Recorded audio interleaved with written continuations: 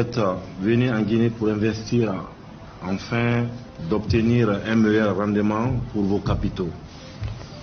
Ces investissements devraient faire non pas au détriment de la Guinée, mais également à son profit. C'est cela la coopération gagnant-gagnant. Nous avons mis en place plusieurs mesures incitatives pour un climat d'affaires garantissant un retour d'investissement élevé. Cependant, force est de constater que des attentes ne sont pas comblées du côté de nos populations. Et le gouvernement en est conscient. Cela ne peut pas continuer. Vous avez signé bien sûr des conventions d'établissement avec le gouvernement guinéen.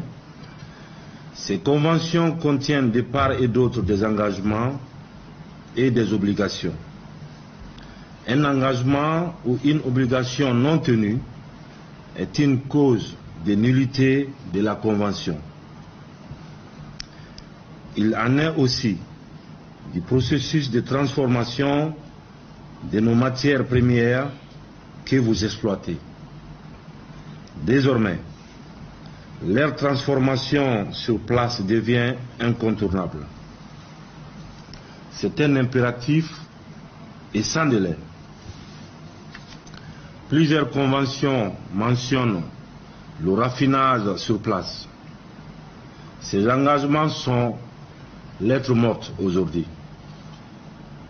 Pour ce faire, j'instruis le gouvernement de faire une évaluation des conventions par des cabinets spécialisés de manière à rétablir l'équité des relations entre vos sociétés et la République de Guinée.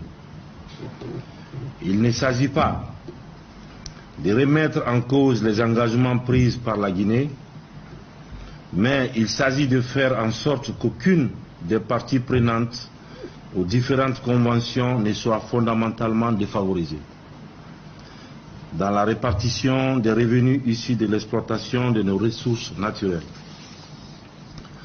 Pour y arriver, le gouvernement prendra toutes ses responsabilités afin de faciliter la mise en œuvre des usines de raffinerie en République de Guinée.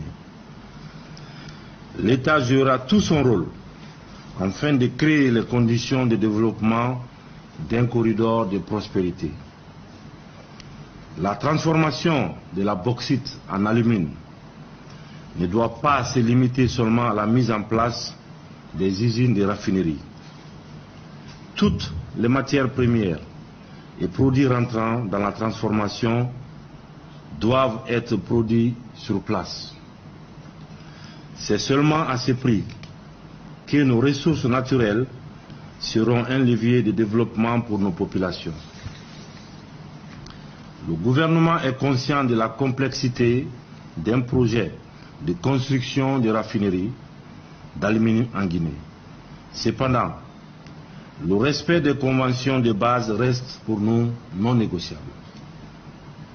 C'est pour cela qu'un comité sera prochainement mis en place pour proposer aux compagnies minières qui se mettront ensemble pour la construction des raffineries en Guinée. Au cours des discussions, un chronogramme, je dis bien un chronogramme détaillé et précis, dont le gouvernement sera le garant du respect des délais contractuels, devrait être signé entre toutes les parties prenantes. Tout manquement au respect des délais de construction des raffineries se traduira par des pénalités requises. En dépit du boom minier du secteur bauxitique, force est de constater que les revenus escomptés sont en deçà des attentes. Vous et nous ne pouvons plus continuer à ce jeu de dupes qui perpétue une grande inégalité dans nos relations. Il faut la corriger et c'est maintenant. Je vous invite à cette démarche qui devient un impératif catégorique et non négociable. Et ce, avant la fin du mois de mai. c'est-à-dire on est en avril, c'est d'ici la fin du mois prochain. Je veux, Monsieur le Premier ministre, qu'on me réponde sur ça. Je vous demande de revenir auprès du ministre des Mines et de la Géologie avec des propositions, un projet, un chronogramme précis de construction de raffineries d'alumine en République de Guinée.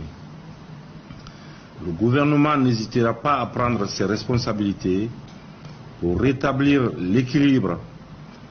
Par ailleurs, j'instruis le ministre des Mines de prendre les dispositions pour accompagner à s'organiser en groupe dans un meilleur délai qu'il vous communiquera. Alors je compte sur vous, je compte bien sûr sur votre bonne foi. Je vous remercie.